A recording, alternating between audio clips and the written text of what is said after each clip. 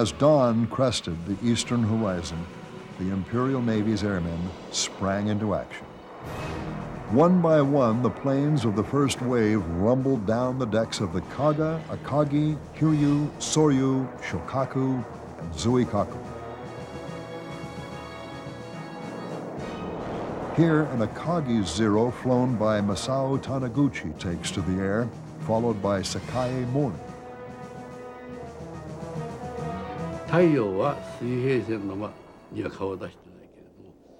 The sun wasn't up yet, but the easterly sky was light. As we were circling the carrier, the bomb-armed Kates took off. Then the Val dive bombers with heavy 60-kilogram bombs. At last, the Kates with 800-kilogram torpedoes took off, and we all got into formation and flew toward the target. I still remember the excitement in the moment.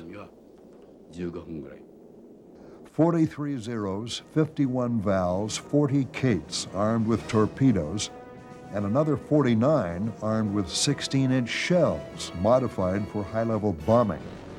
185 planes altogether, representing the most superb naval air striking force ever assembled to that point in history. They headed south toward their rendezvous with destiny. As the strike group moved south, it was picked up on radar by an Army outpost on Oahu. And the radar operators called in the contact, and at the Air Defense Center, a guy named Kermit Tyler took the report and concluded that their contact was nothing more than a flight of B-17s coming in from the States. So he didn't do anything. In fact, I think he went to breakfast. Well, by coincidence, there was a flight of B-17s coming in, and they arrived over Oahu at the same time as the Japanese strike group. At Pearl, the men aboard the battleships were going about their daily routines. On the USS Nevada, Roland Eberhart had been up most of the morning as part of the boiler room crew. We had the duty on the port watch, and I had the 4 to 8 watch in the morning and number 2 fire room. The auxiliary watch was routine to keep one boiler lid off in them when you're in port for auxiliary steam. I just made second class, and I was in charge of the watch. And we run into a little problem there, got water in the fuel oil, and, you know, the fires would go out, and then they'd catch off the red brickwork, and you'd get a flashback. But no, I called up the officer to watch in the engine room, and he said, well, just hang in there. We want to pump out as much of that oil as can out of the tank, but we'll light number 3 firearm off and have it ready to go at 8 o'clock in the morning. So we stuck with it. And about 7:30, a guy come down and says, okay, we'll take over. We're shifting the load over to number 3. The Nevada was the only ship in the battle row that had 2 boilers warm. Just down Battleship Row from the Nevada, the men of the West Virginia were preparing for the morning ritual of call to colors. Richard Fisk, the ship's Marine Corps bugler, recalls. I went on the quarterdeck where I was supposed to be, and then about 5 minutes to 8, I sounded first call for colors. Well, at that time, I was looking around, and everybody else as we see all of these planes coming in. There was one group that came in from the north here, down through the Waianae Mountains. They were approximately about, I would say about a couple thousand feet.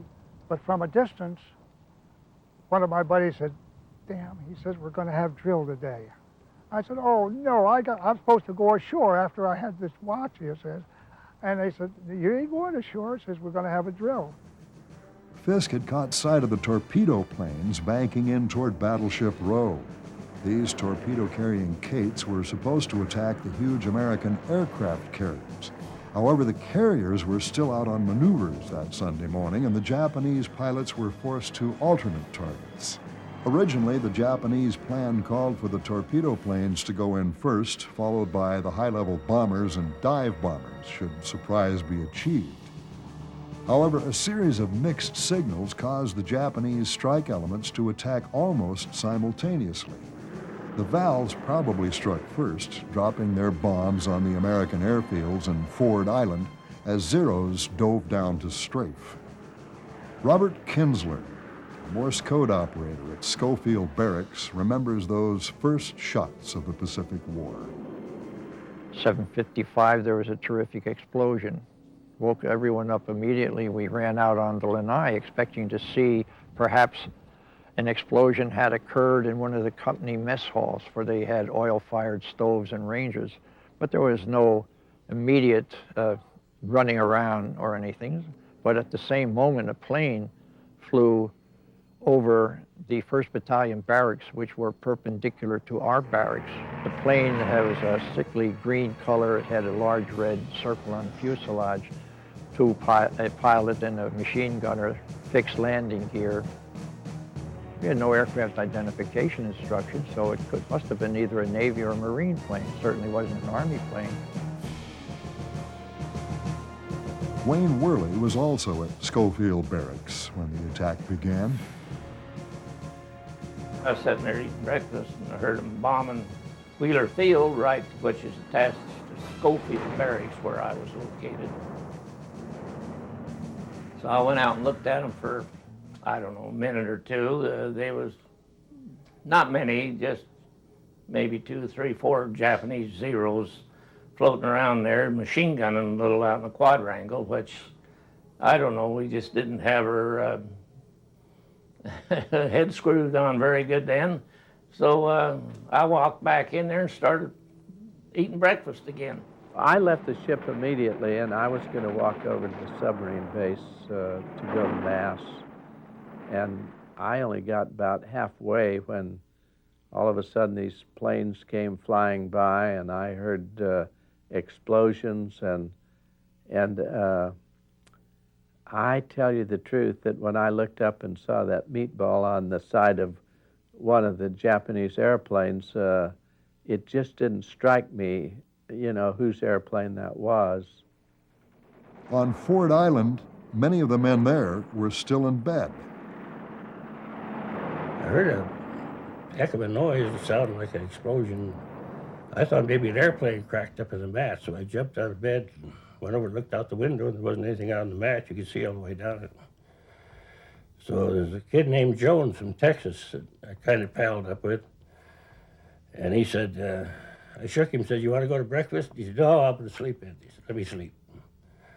I said, okay, so I went and washed up, and got dressed, started down the steps, and I got down to the 2nd floor, and here come Jones in the skivvies with his clothes in his hand. Eyes were wet. He said, God, he said, a bullet just came through the bulkhead right over my head. I was sleeping peacefully until about 5 minutes till 8 that morning. And then, you know, we heard explosions and machine gun fire and all that sort of thing. Well, the first thing everybody thought, well, some kind of maneuver's going on, some kind of drill. But we looked up, and from our window in the barracks, we could see Luke Field, which was an airstrip there on Ford Island. Well, we could see airplanes, fighter types, zooming down the field and strafing. And right away, we noticed the Japanese insignia on the wings. So we knew then that this was no drill. Even as the first bombs fell, the torpedo bombers turned to make their runs into Pearl Harbor. We were flying pretty low over Hickam Field. Then from Hickam, there's an inlet. That's where we went in. The battleships were all lined up neatly. The attack unit from Akagi had just finished their attack when we launched our torpedoes. In the very early hour of 7:55, I was standing on the after deck of the USS Utah. Suddenly we saw the planes coming in out of the sky and coming down towards the ship. And Toddy said to me, God, you'd think they'd give us Sunday off at least. And I said, boy, those are strange-looking planes. And he said, yeah, look. He said, those are Japanese. They've got the blood spot of the rising sun on the wing. And with that, a plane came down and hit us with a torpedo. Robert Rose was below decks aboard the Nevada that morning. I'd had my breakfast and was all ready to go ashore. I was just waiting for the 8 o'clock boat, Liberty boat, standing outside the shop. And while I was waiting, just about 5 minutes till 8, I heard the band play Call to Colors. And I said, oh, good, another 5 minutes and I can go get the boat. But during call to colors, I heard machine gun fire. Whoa, what's that? So that was unusual. So I started up the ladder. I was going to go up and see what they were doing up there. And I met the band coming down. And the band came down. They said, the Japs are here. The Japanese had succeeded beyond their wildest hopes. The United States military in Pearl Harbor had been caught utterly by surprise. And as the next few minutes unfolded, thousands of them would die as torpedoes and bombs turned their ships into flaming tombs.